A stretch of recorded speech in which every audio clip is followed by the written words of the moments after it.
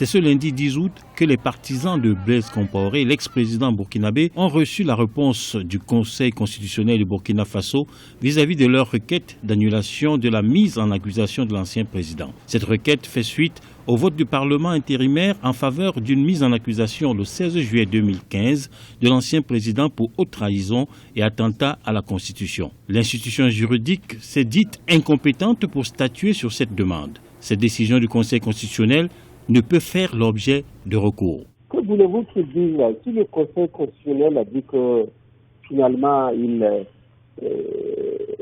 ne sont pas habilités à se prononcer sur cette question, ils sont obligés de prendre acte. Qu'est-ce qu'ils vont faire? Moi je crois même honnêtement que ceux qui sont là-bas, s'ils ils réfléchissaient beaucoup, ils n'allaient même pas se battre sur ce truc-là. Non, le problème là, c'est se préparer pour pouvoir répondre lorsque le tribunal l'instance va les appeler pour montrer qu'ils n'ont rien à se reprocher, c'est tout.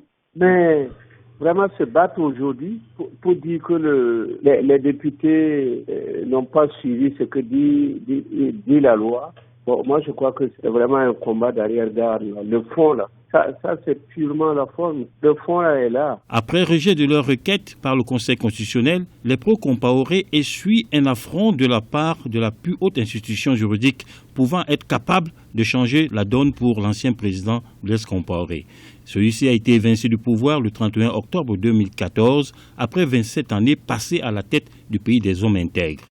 Les poursuites qui avaient été engagées contre Blaise Compaoré et contre ses principaux proches étaient un acte à la fois juridiquement et politiquement très important au Burkina Faso, en tout cas très révélateur.